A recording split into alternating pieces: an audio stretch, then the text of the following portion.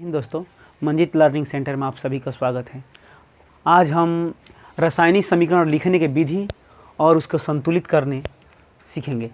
तो जब भी रासायनिक समीकरण को लिखा जाता है, हमेशा उसमें जो तत्व भाग लेते हैं उनको हम संकेत के रूप में लिखते हैं। इसके लिए हम एक नोट्स बनाए हैं कि हमेशा अभिक्रिया में भाग लेने वाले तत्वों को अभिकारक, देखिए तीर के जो इस साइड होते हैं उन्हें अभिकारक कहते हैं और तीर के जो दाएं तरफ होते हैं उन्हें उत्पाद कहते हैं। उनका अणुसूत्र लिखते हैं, नहीं तो उनका प्रतीक के रूप में लिखते हैं। जैसे हम एग्जाम्पल लिए हैं, जैसे देखिए हाइड्रोजन है, ऑक्सीजन है, नाइट्रोजन है, आयोडीन है और ये क्लोरीन है। हालांकि ये दो परमाणु तत्व हैं, इसलिए इनमें दो लगा। देखिए H2 लिखा है, O2, N2, I2 और Cl2 लिखा है। अब यहाँ देखते हैं सोडियम, पोटेशियम, मैग्नीशियम, जिंक, ये लोहा है, ये कॉपर है। ये सब एक एक परमाणु हैं, इसलिए इसमें देखिए Na लिखा है, K लिखा है, Mg, जिंक Fi और Cu लिखा है। ये एक परमाणु तत्व हैं। तो हमेशा तत्वों को हम संकेत के रूप में लिखते हैं। देखिए तीर का जो इस बगल होते हैं उन्हें अभिकारक कहते हैं और तीर का इस दाहिने साइड जो होता है उसे उत्पाद कहते हैं। जैसे एग्जाम्पल लेते हैं, देखिए यहाँ पर जिंक है, ये HCl है, हाइड्रोक्लोरिक अम्ल है। दोनों आपस में जब क्रिया करते हैं तो यहाँ जिंक क्लोराइड और हाइड्रोजन गैस मुक्त करते हैं। अब देखते हैं ये रासायनिक समीकरण लिखने के विधि हैं। अब हमें देखना है कि ये रासायनिक समीकरण को हम बैलेंस यानी संतुलित कैसे करते हैं। तो इसके लिए हम पढ़ के हैं 9वीं कक्षा में द्रव्यमान संरक्षण का नियम, अर्थात द्रव्य को ना तो हम उत्पन्न कर सकते हैं ना ही नष्ट कर सकते हैं, केवल इसे हम एक रूप से दूसरे रूप में क्या कर सकते हैं, रूपांतरित कर सकते हैं। अर्थात तीर के जो एरो के बाएं साइड होते हैं उनमें तत्वों के अणुओं की संख्या और फिर इस तरफ दाहिने साइड में जो तत्वों के अणुओं की तथा परमाणुओं की जो संख्या है वो बराबर होनी चाहिए। संतुलित करने के पहले सबसे हमें इनमें देखने लगे इम्पोर्टेंट बात यह होती है कि रासायनिक समीकरण को संतुलित करते समय हमें यह ध्यान रखना चाहिए कि दोनों पक्षों में तत्वों की परमाणु संख्या क्या होनी चाहिए, समान होनी चाहिए। जैसे यहाँ पर हम देखते हैं तीर के इस साइड, ये इसे हम अभिकारक कहते हैं, इस तरफ वालों को हम क्या कहते हैं, उत्पाद कहते हैं। तो यहाँ पर ये कार्बन है, ये ऑक्सीजन है। हम क्या बताएं कि तीर के इस तरफ का बाएं तरफ के जो तत्व होते हैं उनकी परमाणुओं की संख्या और दाहिने तरफ के तत्वों की परमाणु संख्या क्या होनी चाहिए, समान होनी चाहिए। अब यहाँ पर देखिए C कार्बन है, ऑक्सीजन है।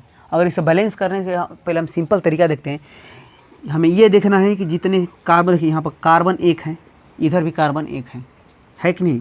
कार्बन इस तरफ भी एक है, यहाँ भी एक है। ऑक्सीजन इस तरफ दो है, इधर भी दो है। अब यहाँ पर ये बैलेंस है। क्यों बैलेंस है जी? क्योंकि इसमें CO2, इसमें कार्बन एक है, इधर भी कार्बन एक है। ऑक्सीजन इस तरफ दो है, ऑक्सीजन इस तरफ दो है, तो दोनों पक्षों में परमाणु संख्या क्या है जी, समान है। अब अगले उदाहरण को देखते हैं। यहाँ देखिए मैग्नीशियम और यहाँ ऑक्सीजन। तो यहाँ मैग्नीशियम 2Mg लिखा है, तो इस तरफ मैग्नीशियम कितने हैं जी, 2 है। यहाँ पर O2 लिखा है, ऑक्सीजन भी इस तरफ कितना है, ये ऑक्सीजन का परमाणु 2 है। इस तरफ देखते हैं ये 2MgO लिखा है, अर्थात 2 Mg है और 2 O भी है। इस तरफ भी देखते हैं 2Mg 2O, यहाँ 2MgO, अर्थात दोनों का Mg और O में दोनों में क्या है, 2 परमाणु है। तो तीर के इस तरफ भी, बाएं तरफ भी और तीर के दाहिने तरफ भी, ये भी क्या है, बैलेंस है। इसका संतुलित करने का मुख्य उद्देश्य यही होता है कि तीर के जो बाएं तरफ का तत्वों का परमाणु संख्या और दाहिने तरफ के तत्वों की परमाणु संख्या दोनों का हो, समान हो। अब रासायनिक समीकरण को संतुलित करने की मुख्यतः 4 विधियाँ होती हैं। जांच एवं त्रुटि विधि, आंशिक समीकरण विधि, संयोजकता विधि और आयनिक विधि। एक बार और देखते हैं। रासायनिक समीकरण को बैलेंस करने की 3 विधियाँ होती हैं। जांच एवं त्रुटि विधि, आंशिक समीकरण विधि, संयोजकता विधि और आयनिक विधि। लेकिन हम 10वीं या 12वीं में, हम यहाँ पर मुख्य रूप 10वीं में हैं, तो यहाँ पर हम जांच एवं त्रुटि विधि का प्रयोग करेंगे, जांच एवं त्रुटि विधि। अब हम आगे कुछ उदाहरण लिखते हैं और उनको समीकरणों को हम संतुलित करते हैं, देखते हैं। अब देखते हैं कुछ उदाहरण को। इससे पहले थोड़ा इम्पॉर्टेंट है, जिस रासायनिक अभिक्रिया में आप देखे होंगे एस लिखा होता है, तो एस मतलब वो जो तत्व हैं वो सॉलिड है, अर्थात ठोस है। एल लिखा होता है, इसका मतलब लिक्विड यानी ये द्रव होता है। जी यानी गैस होता है, AQ लिखा होता है, इसका मतलब ये जलीय विलयन है, यानी अर्थात घोल है। जब तीर ऊपर की ओर होता है तो इसका मतलब वहाँ से गैस निकल रहा है। जो ये तीर नीचे की तरफ होता है, ये तीर क्या होता है, नीचे की तरफ, इस अवक्षेप मैंने कुछ अवक्षेप नीचे की ओर बच रहा है। जब प्लस चिन्ह दिखा रहता है तो इसका मतलब उसमें ऊष्मा क्या होती है जी, मुक्त होती है, मैंने निकलती है। माइनस चिन्ह होता है तो इसका मतलब उसमें ऊष्मा उस अभिक्रिया के लिए अवशोषित होती है, अर्थात उसे ऊष्मा ग्रहण करने की आवश्यकता है। तो माइनस चिन्ह में मतलब ऊष्मा वो लेती है, प्लस चिन्ह में ऊष्मा वो छोड़ती है। नीचे जो तीर होता है उसका मतलब अवक्षेप बचता है, ऊपर तीर का मतलब गैस निकल रहा है। जैसे इसमें ऊपर तीर हम लगा सकते हैं क्योंकि इसमें गैस निकल रहा है। ए की मतलब जलीय विलयन है, जी मतलब गैस है, एल ये द्रव है, एस ठोस है। ये जो तीर होता है उत्क्रमणीयता का चिन्ह, ये तीर कहता है ये कि इस अभिकारक से उत्पाद का भी निर्माण हो सकता है, इस उत्पाद से अभिकारक का भी निर्माण हो सकता है, अर्थात ये तीर का उत्क्रमणीय चिन्ह कहते हैं, मैंने दोनों तरफ ये अभिक्रिया कर सकता है। अब हम देखते हैं कुछ उदाहरण को हम हल करते हैं। पहला हमारा उदाहरण है सोडियम Na+H2O आफ्टर रिएक्शन, तीर के बाद NaOH H2। अब ऐसे इसे हम बैलेंस कैसे करेंगे, तो बैलेंस करने का सबसे आसान तरीका है, तो पहले हम दोनों पक्षों के तत्व के लिखते हैं। क्या करते हैं, दोनों पक्षों के तत्व। यहाँ पर देखते हैं कि सोडियम इधर एक तत्व है, देखिए इसकी संख्या कितनी है जी, ये 1 है, ये कितना है, 1 है। अब देखिए हाइड्रोजन इस तरफ कितना है जी, तो हाइड्रोजन इस तरफ H2 है, H की संख्या कितनी है जी, 2 है। ऑक्सीजन कितना है जी, ऑक्सीजन O कितना है, ऑक्सीजन O 1 है। हम आपको समझाने के लिए लिखते हैं, जितने तत्व जैसे सोडियम 1 है तो इस तरफ 1 लिख देते हैं, हाइड्रोजन 2 है तो इस तरफ 2 लिखते हैं, ऑक्सीजन 1 है तो 1 लिख देते हैं। अब इस तरफ आते हैं, अब इस तरफ हम देखते हैं, देखिए सोडियम इस साइड भी 1 है, इस साइड भी 1 है, हालांकि यहाँ पर सही है। अब यहाँ भी देखते हैं, अब हमारा हाइड्रोजन इस तरफ हाइड्रोजन कितना हो गया जी, अब इस तरफ हाइड्रोजन, पहले तो ऑक्सीजन देखते हैं, तो ऑक्सीजन इस तरफ 1 है, इधर भी 1 है। अब ठीक है, अब देखिए यहाँ पर जो हाइड्रोजन यहाँ पर एक साथ जो ये देखिए यहाँ पर हाइड्रोजन 2 हो गया, 1 हाइड्रोजन इसमें है। अब यहाँ पर देखते हैं 1 हाइड्रोजन कहाँ है जी, इसमें है। अब हम दोनों तरफ देखते हैं क्या ये तत्व का परमाणु संख्या बराबर है।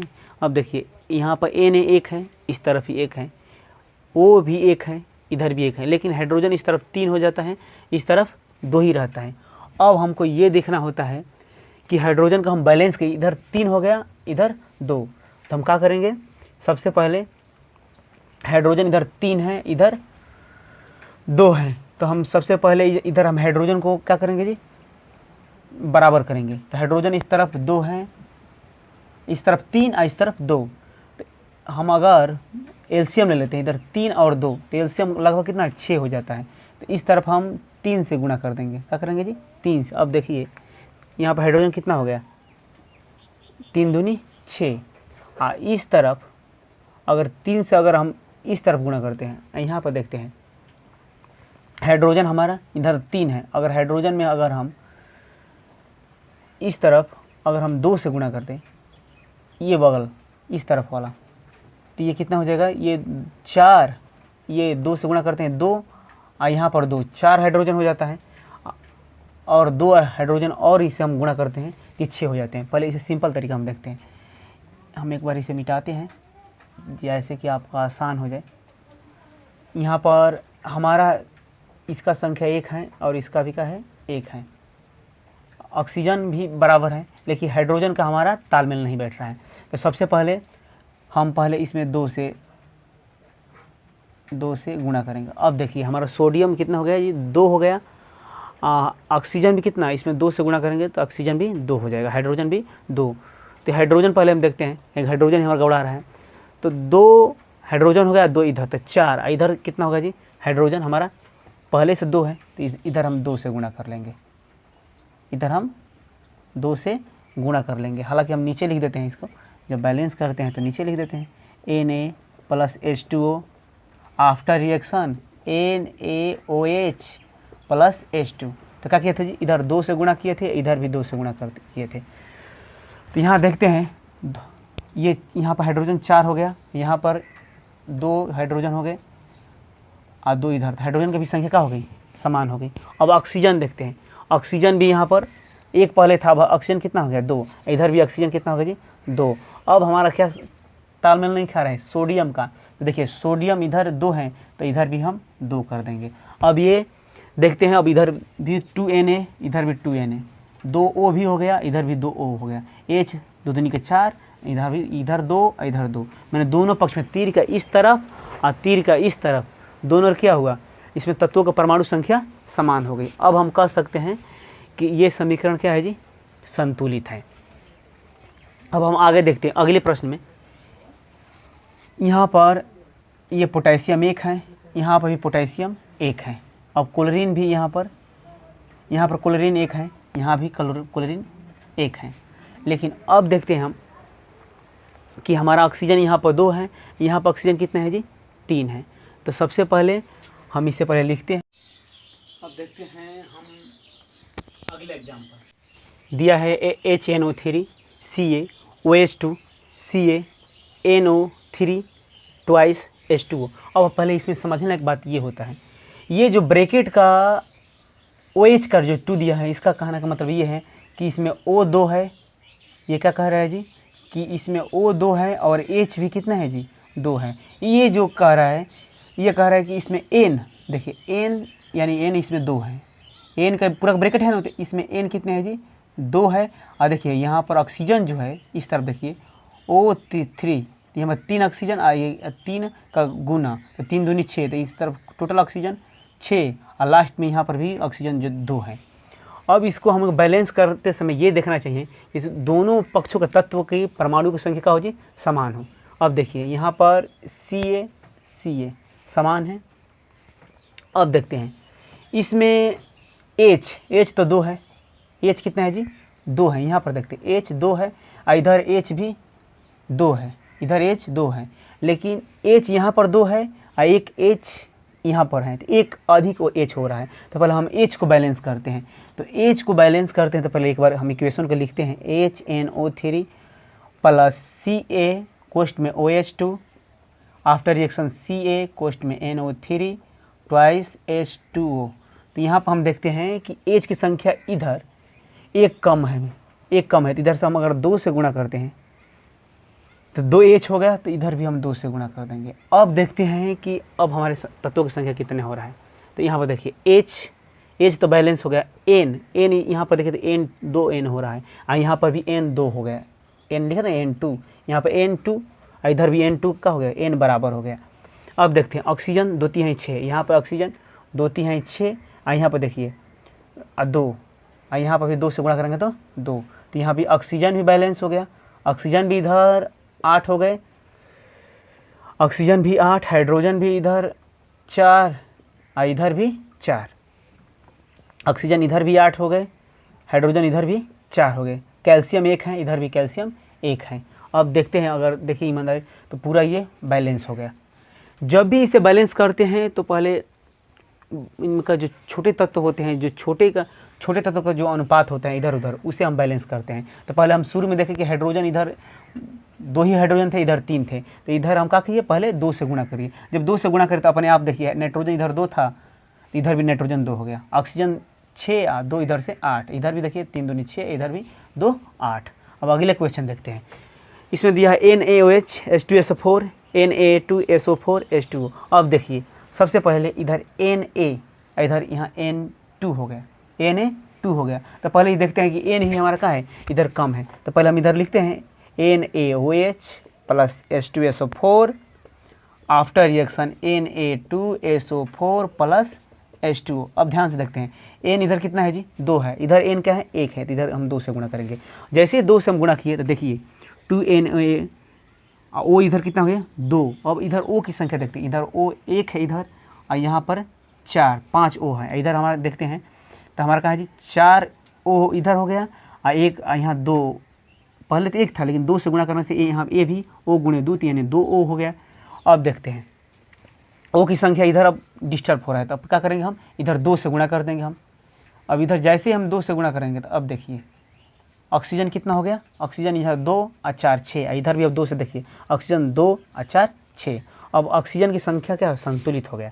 अब हाइड्रोजन देखते हैं, तो हाइड्रोजन भी इधर 2 2 4, इधर भी हाइड्रोजन देखते हैं 2 पहले से हैं, 2 से गुणा करेंगे 2 दूनी के 4। अब देखते हैं एस 1 है, इधर भी एस 1 है, आईएच बैलेंस तो हो ही गया। अब देखिए ये भी इक्वेशन का हो गया, बैलेंस हो गया। अब अगला देखते हैं BaCl2H2SO4। तो पहले यहाँ देखिए BA दोनों इधर भी BA 1 है और इधर भी BA का है जी 1 है। अब देखते हैं, अब हमारा S इधर भी 1 है, S इधर भी 1 है। अब पहले ये देखते हैं क्लोरीन Cl2 दे दिए हैं, Cl2 दे दिया है और इधर क्या देखते हैं जी Cl1 है। तो इधर हमें 2 से क्या करना पड़ेगा, गुणा करना पड़ेगा। तो 2 से हम गुणा करेंगे तो देखिए हाइड्रोजन 2 हो जाएगा और इधर भी हाइड्रोजन क्या है, अकेले था। हाइड्रोजन क्या है जी, इधर अकेले था, इधर 2 है, इधर अकेला था, हाइड्रोजन भी 2 था। दोनों की संख्या क्या हो जाएगी, बैलेंस। देखिए यहाँ Cl1 है, इधर Cl2 है, तो इधर हम क्या करेंगे 2 से गुणा करेंगे। तो हम लिखते हैं कि BaCl2 plus H2SO4 after reaction BaSO4 और प्लस देखिए 2HCl हम कर दिए। और जैसे 2HCl किए तो यहाँ पर देखिए ये हाइड्रोजन समान, क्लोरीन भी समान, BA 1 है, BA भी इधर 1 है, SO4। अब देखिए ये भी इक्वेशन क्या हो गया जी, बैलेंस हो गया। अब इधर देखते हैं H2O है और H2O का यहाँ पर विखंडन हुआ है तो 2H लिख रहा है, O2 लिख रहा है। तो यहाँ पर देखिए, यहाँ पर आपको बहुत आसानी समझ में आएगा। यहाँ पर देखिए H कितने हैं जी, 1 है, इधर H कितना हो गया 2 दूनी के 4।